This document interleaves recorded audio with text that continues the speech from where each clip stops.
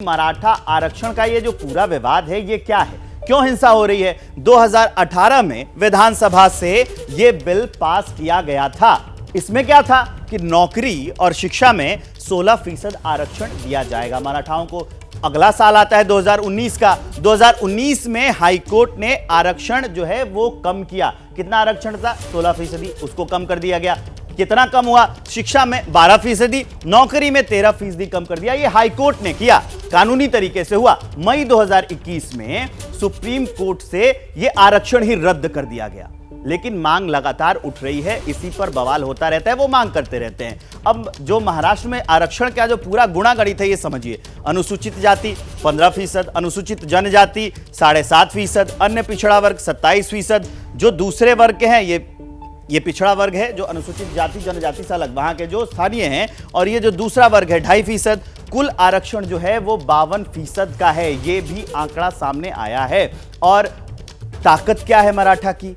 इनकी आबादी करीब 30% है। सिर्फ इन्हीं की विधानसभा की 150 से ज्यादा सीटों पर प्रभाव। राजनीति समझिएगा, यह भी असर डालती है। 150 से ज्यादा सीटों पर प्रभाव है। लोकसभा की 20 से ज्यादा सीटों पर यह प्रभाव रखते हैं। विधानसभा की 150 सीटें और लोकसभा की 20 से ज्यादा सीटों पर प्रभाव है। अब हम चलेंगे अपने संवाददाता के पास, वो हमें इस बारे में अपडेट देंगे।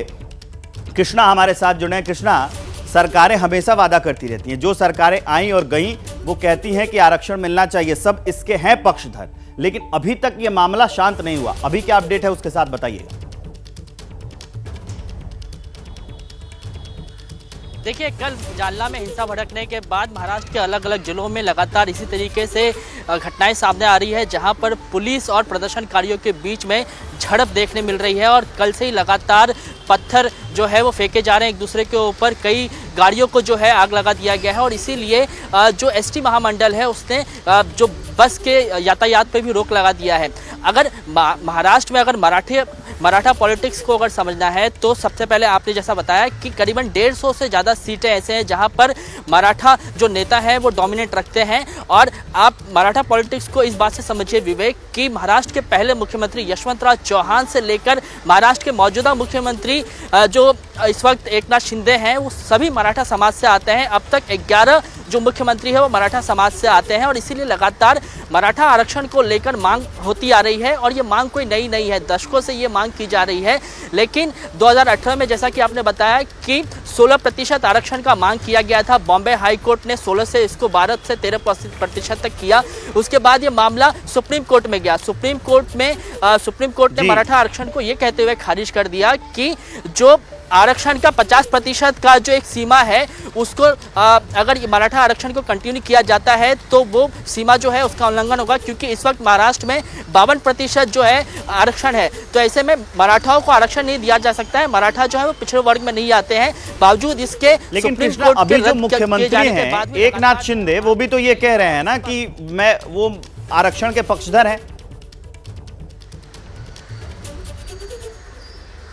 बिल्कुल, लगातार सभी लोग यही कह रहे हैं कि आरक्षण जो है, जो मांग है वो उनकी सही है। लेकिन चूंकि अब सुप्रीम कोर्ट ने इस फैसले को रद्द कर दिया था, बॉम्बे हाई कोर्ट के फैसले को रद्द कर दिया था, इसके लिए अब कोई बीच का रास्ता निकाला जाए। मामला अभी भी सुप्रीम कोर्ट में पेंडिंग है। इसीलिए जालना में मंगलवार के दिन से ही मनोज जारांगी जो काफी अहम जानकारियां और अपडेट आप दे रहे हैं। पत्रकारिता कोई इमोशन नहीं है, ना अपना कोई ज्ञान देना है और ना कोई विचार थोपना है। पत्रकारिता क्या है?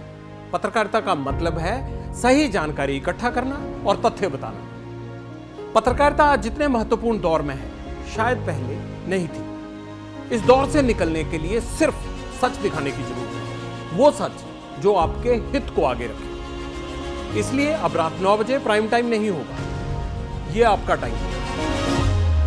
जगविंदर पटियाल के साथ देखिए पब्लिक इंटरेस्ट, सोमवार से शुक्रवार रात 9 बजे सिर्फ एबीपी न्यूज पर।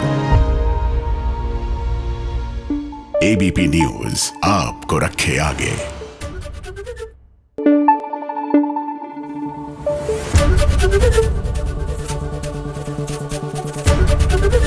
एबीपी न्यूज आपको रखे आगे।